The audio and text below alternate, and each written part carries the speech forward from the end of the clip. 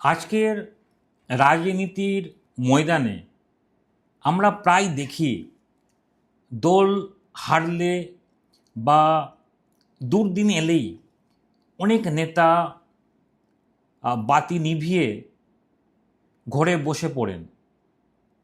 কেউ বা নৌকা বদলে অন্য পাড়ে চলে যান।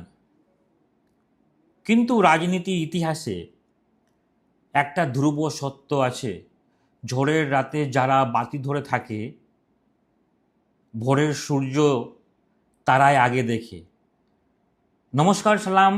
আমি মোস্তাফিজুর রহমান, একজন পলিটিক্যাল স্ট্র্যাটেজিস্ট।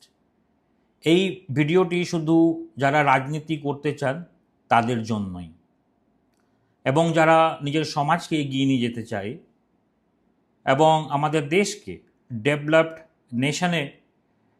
ডেভেলপড নেশনস করার উদ্দেশ্যে এগোতে চান তাদের জন্য এই ভিডিওটি। কেন আমি কথা বলছি যে ঝড়ের রাতে যারা বাতি ধরে থাকে ভোরের সূর্য তারাই আগে দেখে? কারণটা কি?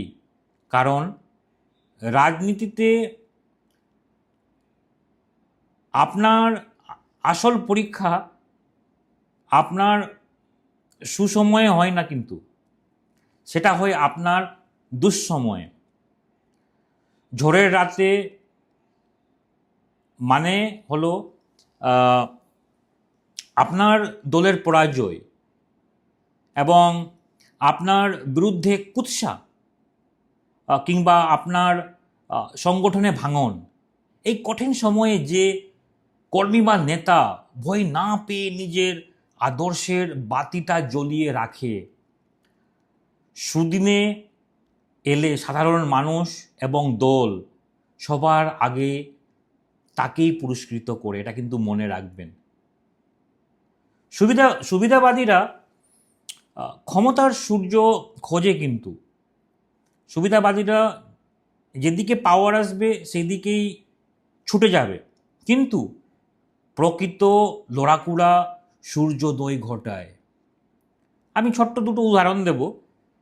এই দুটো উদাহরণের মাধ্যমে আশা করছি আপনারা বুঝতে পারবেন।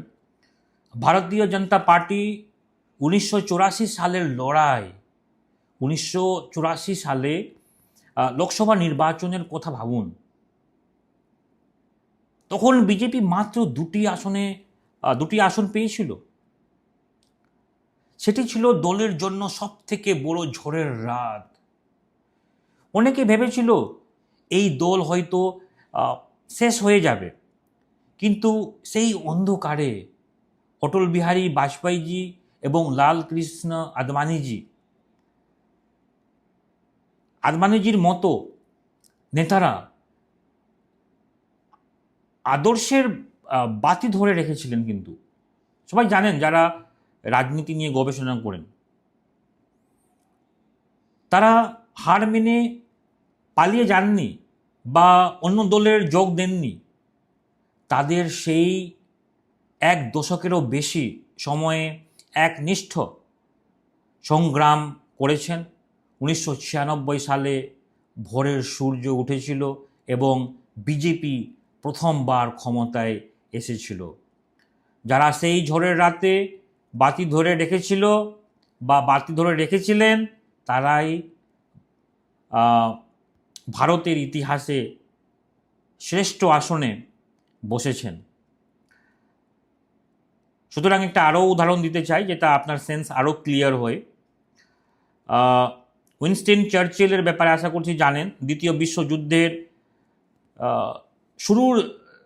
শুরুর দিকের কথা আমি বলতে চাই, বা আপনি এটা ভাবতে পারেন শুরুর দিকে কি হয়েছিল। নৎসি বাহিনী আপনার যখন নৎসি বাহিনীর আক্রমণে পুরো ইউরোপ প্রায় ধ্বংস হয়ে গেছিল, কিন্তু মানে প্রায় ব্রিটেনের অনেক বড় নেতা তখন জার্মানির কাছে আত্মসমর্পণ করতে চেয়েছিলেন, অনেক নেতা ব্রিটেনের। কিন্তু চার্চিল সেই ঘোর আমাবস্যায় দাঁড়িয়ে বলেছেন, আমরা হার মানব না। তিনি ঝড়ের রাতেও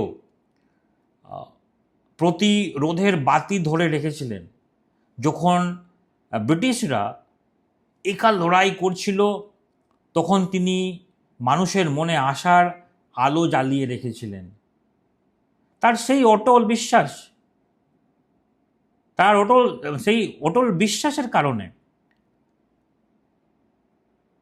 ব্রিটেন জয়ী হয়েছিল এবং চার্চিল বিশ্বের ইতিহাসে এক অমর নেতা পরিণত হয়েছিলেন। তো সুতরাং সমস্ত কিছু দুর্দিনেই আপনার কিন্তু ট্যালেন্ট, আপনার আদর্শ পুরো ওয়ার্ল্ডে প্রক্ষিপ্ত হয়, পুরো ওয়ার্ল্ডে বেরিয়ে আসে। সুতরাং একজন পলিটিক্যাল কনসালটেন্ট হিসাবে আমি মনে করি রাজনীতিতে পলিটিক্যাল ব্র্যান্ড তৈরি হয় আপনার দুঃসময়ের সততা দিয়ে। যারা ঝড়ের রাতে বাতি ছেড়ে পালায়, মানুষ তাদের সুবিধাবাদীর তকমা দেয়, কিন্তু এটা মনে রাখবেন। আর যারা ঝড়ের মুখেও মানুষের পাশে দাঁড়ায়, মানুষ তাদের আসল ত্রাণকর্তা বলে মনে করেন।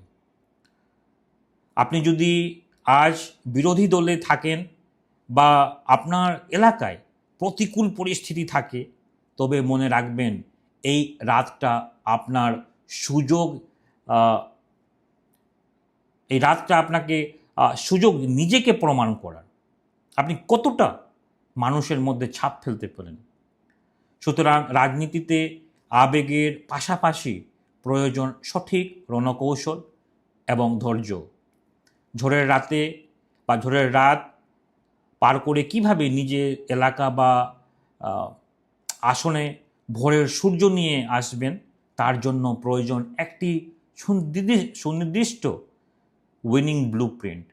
পঞ্চায়েত, মিউনিসিপ্যালিটি, বিধানসভা এবং লোকসভা, যে কোনো স্তরের যারা রাজনীতি করতে চান বা যে কোনো রাজনৈতিক দল সঠিক পরিকল্পনা নিয়ে আগামী নির্বাচনে জয়ী হতে চান, তারা আমাদের সাথে সরাসরি যোগাযোগ করতে পারেন। আমরা সঠিক ডেটা, গ্রাউন্ড অ্যানালিসিসের মাধ্যমে এবং আধুনিক রণকৌশল আপনার বিজয়ের পথ প্রশস্ত করবে, এটা আমি 100% বলবো। যোগাযোগের জন্য নিচে যে নাম্বার দেওয়া রয়েছে, এই নাম্বারে কল করে 1-to-1 কনভারসেশন আমরা করতে পারি। আমরা কল করে আপনি মিটিং ফিক্স করতে পারেন। সবাই ভালো থাকবেন। মনে রাখবেন, রাত যতই গভীর হয়, ভোরের সূর্য তত কাছে আসে। মনে রাখবেন। আজকে এতটুকুই। নমস্কার।